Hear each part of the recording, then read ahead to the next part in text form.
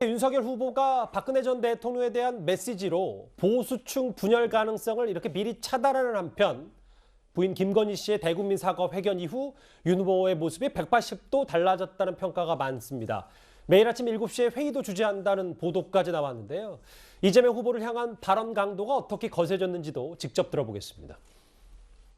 어제 윤석열 후보가 돌연 조건부 토론 수용을 제안했습니다. 이번에는 또 어떤 윤 핵관이 황당무계한 발상을 했는지 되묻지 않을 수 없습니다. 아무 조건이나 붙여놓고 흥정의 대상으로 삼는 이런 일 더 이상 하지 마시기 바랍니다. 말뿐이 특검 수용 더 이상 통하지 않습니다. 이제 행동으로 보이십시오. 민주당 후보가 야당 후보와 국가의 비전을 놓고 이렇게 수도 없이 토론할 과연 그런 입장이 돼 있는가. 국민들 앞에서 물타기 하려는 이런 정치공세적 토론 제의는 그걸 받아들인다는 것은 야당 후보로서 좀 취하기 어려운 태도이기 때문에 말씀을 드리는 것입니다.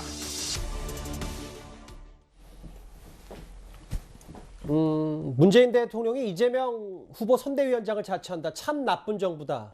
어디서 많이 들어본 표현이잖아요. 박 전 대통령 과거 화법. 대장동 몸통은 이재명이다. 이재명 특검 받으면 토론하겠다. 윤석열 후보 메시지가 꽤 세졌는데 정의영 의원님, 뭐 요즘 보면 하루 평균 일정도 꽤 많이 들렸고 어떻게 받아들이십니까? 국민의힘 선대위 내에서는요. 지금까지 그 선대위에서 가장 힘들고 어려웠던 부분이 이제 그 김건희 씨 사과 부분이었거든요. 예. 근데 이제 그 부분을 이제 결단을 내리고 이제 나간다. 전공법으로. 그래서 이제 그게 됐어요. 일단 김건희 대표가 나와서 국민들께 직접 사과드리는 이 모습. 사실 윤석열 후보는요. 대통령 후보이기도 하지만 한 가정에 또 남편이잖아요. 예. 아내가 있고.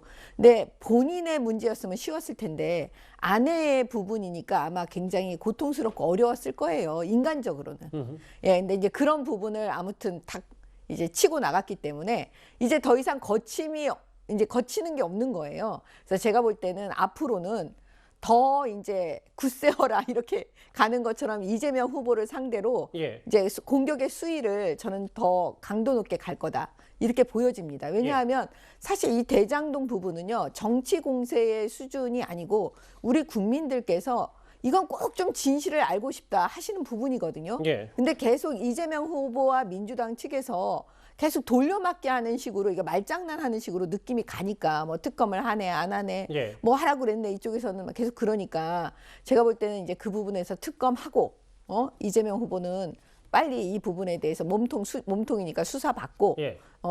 이런 식의 얘기를 이제 계속 해 나가는 거죠. 짧게 하나 더요. 앞서 제가 언급을 하긴 했는데 윤석열 후보가 이제 7시 회의도 주재를 직접 하고 오전 회의, 오전 일정 원래 가급적 잘 안 잡았었는데 뭔가 행보 이렇게 좀 많이 일정도 늘리는 이유는 뭡니까? 지금 뭐냐면 그 여론조사 상으로 어떻게 보면 그 이제 좀 내려가고 있거든요. 이제 그 부분에서 그 효과가 처음에 이제 그 효과가 이제 조금 떨어지니까 새롭게 내부의 선대위도 어떻게 보면 좀 군기도 잡아야 하고, 예? 그다음에 새롭게 이제 각 분야 파트별로 얘기도 해야 되고 그러면서 이제 앞으로 우리가 심기일전에서 다시 이제 여론조사, 그러니까 여론의 그 부분을 올리는 거죠. 알겠습니다. 바뀐 화면이 있는데요. 이 네. 부분은 또 이재명 선대위 쪽에도 한번 질문을 드려야 될 것 같아요. 네네. 토론하면 싸움밖에 안 난다. 민주주의를 이해 못했다. 대장동 특검 받으면 토론할 용의가 있다. 둘 다 안 하려는 작전이다. 네. 그러니까 이재명 후보 선대위 측에서는 그 윤석열 후보가 어떤 전제를 달고 토론을 하겠다라는 거는 안 하겠다는 의도라고 보는 겁니까? 그렇죠.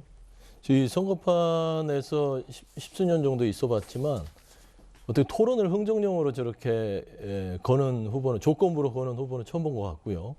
그 다음에 착각하고 계신 게 토론이라는 것은 본인 후보자의 권리가 아니라 국민의 권리입니다. 예. 그러니까 이게 뭐 진흙탕 싸움이 되든 그쪽에서 어떤 주장을 해서 이 뭐 중대범죄라고 얘기를 했는데 예. 본인이 마음에 안 들더라도 나와서 토론장에서 국민들 앞에서 평가를 받으면 되는 거거든요.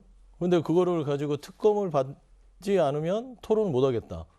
이런 부분들에 있어서는 윤석열 후보가 뭔가 대단히 본인 중심적인 생각을 하고 있는 거지. 이 선거라는 것은 국민들이 어떻게 볼지에 대해서 굉장히 두려워하고 거기에 대해 조심스럽게 다가가야 되는 부분이 있기 때문에 저런 식으로 좀 토론을 가지고 흥정하는 모습들은 대단히 마이너스가 될 것이고 계속해서 토론에 응하지 않으시면 본인 지지율만 떨어질 것이다. 저는 그렇게 보고 있습니다. 예.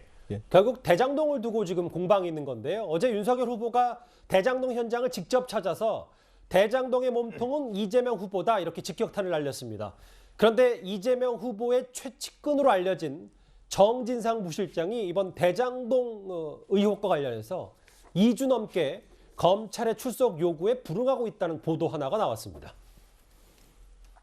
경기도청에 좌진상 우동규라는 말이 많이 돌아다니고 있습니다. 지사님 이 말씀 들어보셨습니까? 좌진상 우동규 제가 정말 가까이 하는 참모는 동규 이렇게 표현되는 사람은 아닙니다. 미안하지만. 네, 알겠습니다. 씨가 계속해서 지사님 밑에 정책실장으로 사인을 했습니다. 이분은 측근이라고 말씀하신 적 있으시죠? 그럼요. 그래서 정진상은 여기서 바로 매일 서로 상의하고 있죠. 이재명 후보를 조사를 해야 되는데 검찰이 이걸 안 하고 뭉개니까 애꿎은 사람들이 자꾸 죽어나가는 거 아닙니까? 이재명 후보 아직 조사도 안 했고 정진상 아직 조사도 안 했습니다. 진실을 알고 있는 사람들만 자꾸 애꿎은 죽음을 당하는 겁니다. 오늘 일부 보도에 따르면 검찰 조사가 2번째 무산이 됐고, 왜냐하면 정진상 부실장이 대장동 개발 사업과 관련해서 최소 9건의 공문에 서명했기 때문에 분명히 검찰 조사가 필요했는데 출석에 불응하고 있다. 그랬더니 민주당에서는 출석 거부 보도 사실이 아니다. 출석 일자 조율 중이다. 이렇게 반박을 했습니다. 이 정진상 부실장의 출석 문제 이야기 나온 게 한참 됐습니다. 예. 그렇죠. 뭐 언제까지 일정을 조율할 건가요? 이 사건이 지금 시작된 게 하루 이틀이 아니지 않습니까? 더군다나 지금 2명의 지금 극단적 선택이 있었습니다. 자, 더군다나 이 관계에서 이미 유동규 씨가 구속될 때도 이미 정진상 부실장과 통화를 했다라고 알려지고 있고요. 그럼 어떤 면에서 보면 좀 검찰을 저는 이해할 수가 없어요. 요즘 검찰이 그냥 계속 나오라고 해서 안 나가면 그냥 가만 놔두는가요? 요즘 검찰은 그런가 보죠. 예전에 검찰은 안 그랬거든요. 수사하는 데 있어서 지금 벌써 이 사건이 시작된 게 하루 이틀이 아니지 않습니까? 예. 도대체 언제까지 일정 조율을 할 겁니까? 뭐 그렇게 바쁜 일이 많아서. 더군다나 지금 이재명 후보는 본인과 관련해서 이 사건에 대해서 특검까지 하자고 주장을 하고 있습니다. 예. 자, 그리고 본인이 측근이라고 인정하는 분입니다. 그럼 매일같이 전화한다고 그랬어요? 그러면 예를 들어서 이 사건에서 검찰 수사에 협조해야 될 임무가 있는 거 아닌가요? 그렇다면 나가서 좀 수사하고 와라, 받고 와라 라고 이야기해도 되는 거 아닙니까? 근데 벌써부터 지금 2달이 넘도록 한 번도 이렇게 아직 수사를 받지 않았다? 근데 검찰 수사는 지금 아직까지 지지부진하고. 왜냐? 정진상 부실장은요, 이 관련돼서 여러 가지 서류에 본인이 직접 서명을 한 사람입니다. 예. 그걸 통화까지 한 사람이에요. 그리고 지난번에 황무성 사장과 관련해서도 본인이 황무성 사장한테 전화까지 한 사람입니다. 예. 자, 그렇다면 왜 검찰이 이 부분에 대해서 강제 수사를 하지 못할까? 여전히 저는 의문을 갖고 있습니다. 예. 서 대변인도 짧게 예, 반론 짧게, 차원에서 예. 하실까요? 일단은 그 정진상 부실장이 수사 협조를 안 하는 게 아니고 의견서를 제출해서 예. 지금 협조를 하고 있어서 조율하는 부분이기 때문에 예. 이미 검찰과 수사 부분에 대해서 조사가 이루어지고 있는 부분이라고 이해하시면 되고요. 예.